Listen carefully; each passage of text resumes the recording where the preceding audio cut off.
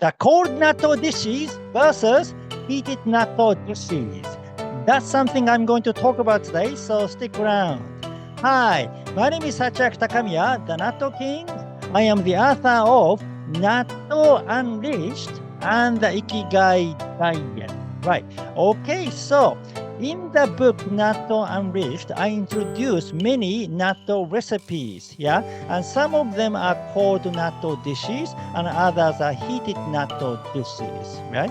However, it is often said that you should not heat natto because an enzyme called nattokinase in natto is destroyed by heat.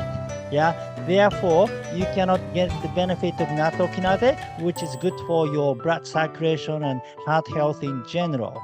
Yeah, so what is the point of eating heated natto dishes? Yeah, why did I introduce heated natto dishes in the book?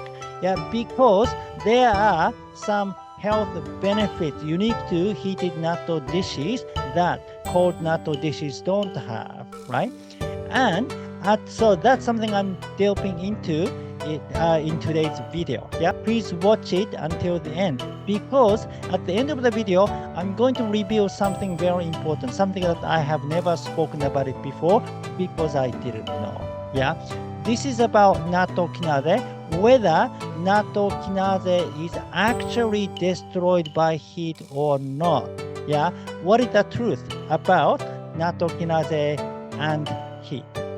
So this is natto salad and this is natto stir fry. Yeah, both dishes I introduce in my book.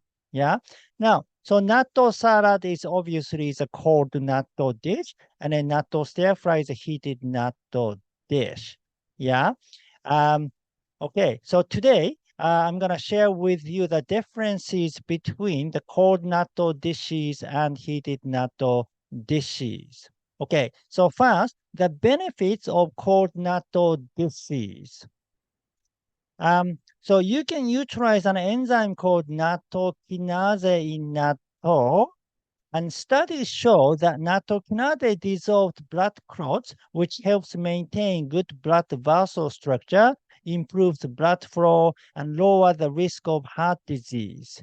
It can also help lower your blood pressure, reducing strain on the heart that can lead to heart attacks. Yeah, so nattokinase is very good for your heart health. Yeah, however, nattokinase can be destroyed by heat above 50 degrees centigrade, which is 122 degrees Fahrenheit. Yeah, so in that sense, it is better to eat cold natto dishes.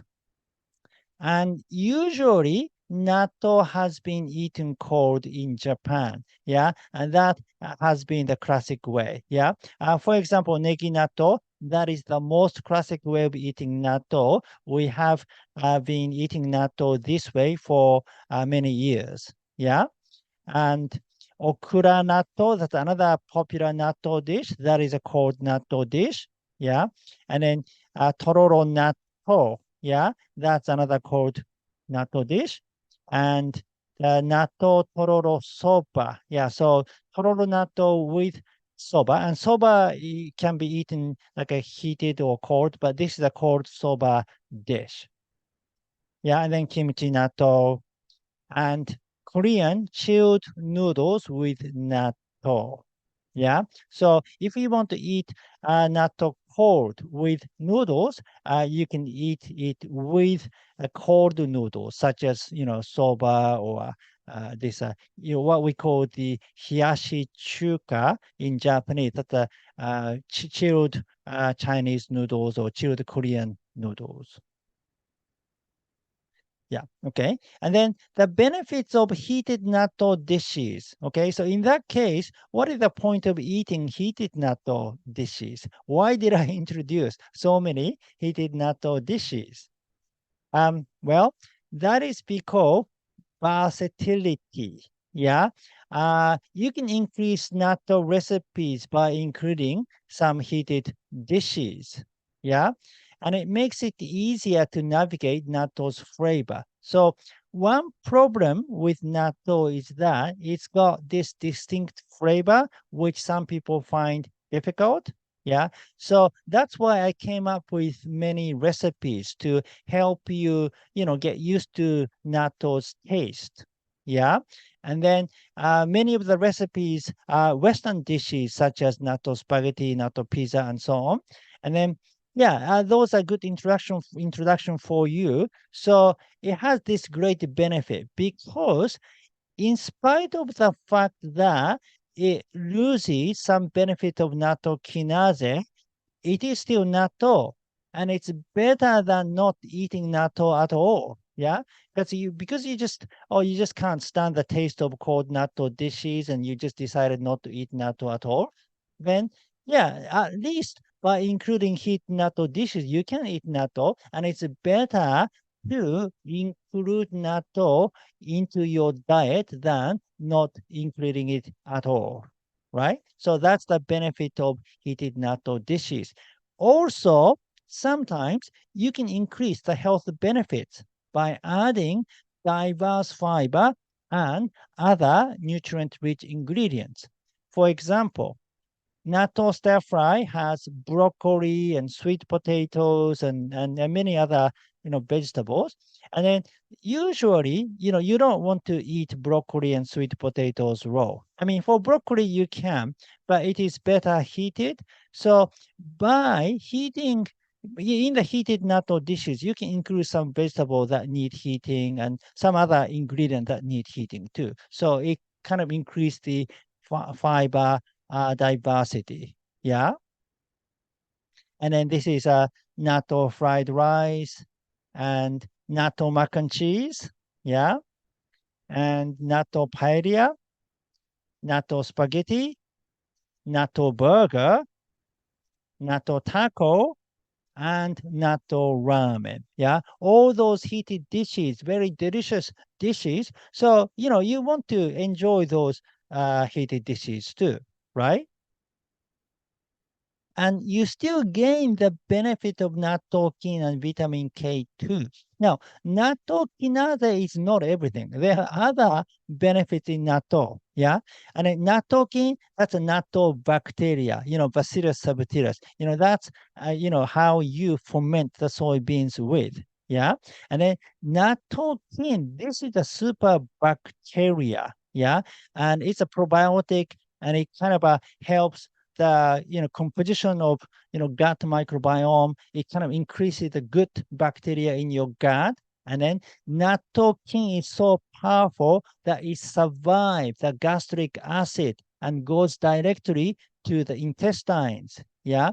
So if I were to choose the benefit of nattokin and nattokinase, I would choose nattokin. Nattokin is so powerful. In fact, that is the reason why I eat natto. Yeah. And then on top of that, vitamin K2, that is also produced by nattokin. Yeah. Which is good for your bone health. Yeah. And then, yeah, you can gain the benefit of vitamin K2 too from heated natto dishes. And then, so natto is one of few foods that has a high amount of vitamin K2. Yeah. So if you want to utilize vitamin K2 for your bone density, natto definitely is your go-to food. Yeah. So, as far as I'm concerned, if you can get the benefit of nattokin and vitamin K2, then I would eat heated natto dishes, even though we lose some benefits of nattokinase. Yeah. And then the good news is, yeah, not all of the nattokinase is destroyed by heat. Oh, yeah. So it whether it contains much water or not makes the difference. So this is something I didn't know. Yeah.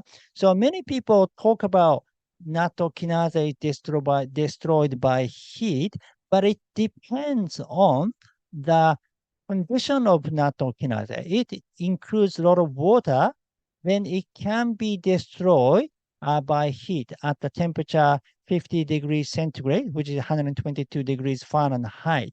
Yeah, actually, it doesn't get destroyed. It kind of starts, being destroyed. Yeah.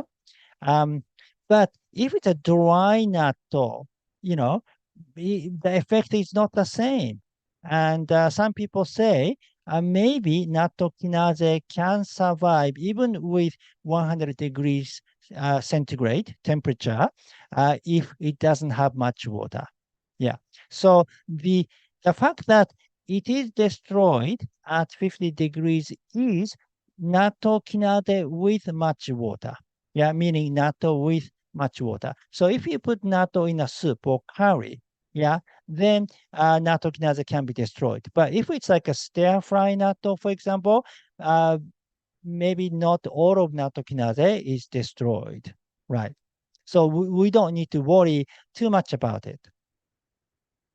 And then time is a factor too. So according to Kazuya Ogasawara, who is known as Natto Hakase in Japan. Hakase means like a doctor or professor, yeah, in Japanese, yeah. So according to Natto Hakase, exposing natto kinase to heat at 65 degrees, which is 149 degrees Fahrenheit, for 1 hour, it destroys all of it. Right. So that means it is exposed to only like 5 minutes.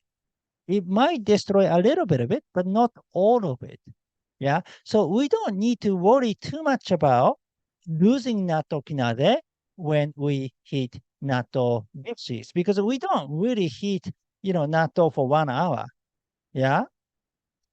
But anyway, what we can do to utilize natto kinase the most in heated natto dishes is adding natto to a heated dish at the end. Yeah. In fact, that's what I do most of the time. Yeah. For some dishes, you cannot do it. Like natto pizza, you need to put natto on the pizza bread with the cheese, and then you put it in the oven. So natto is heated.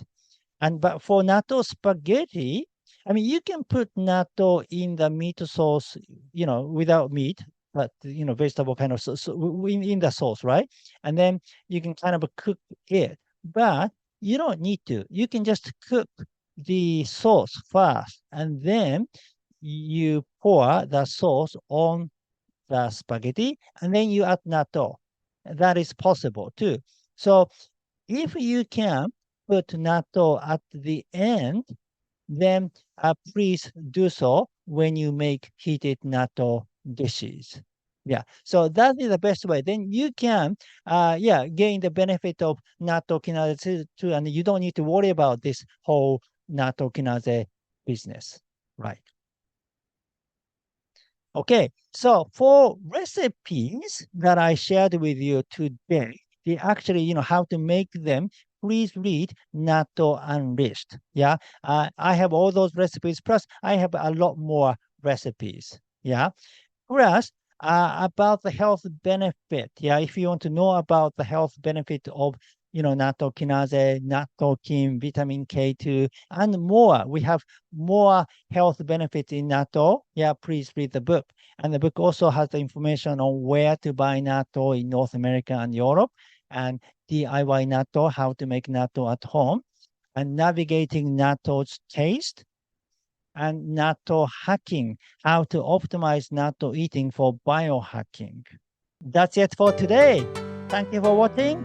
Again, my name is Sachiaki Takamiya, the author of Natto Unleashed and the Ikigai Diet. If you like this video, please give me your thumb up and subscribe to my channel, and please leave your comment. Which do you like better? A cold natto dishes or heated natto dishes? And what is your favorite? Thank you. Well, I'll see you in the next video. Live with your Ikigai!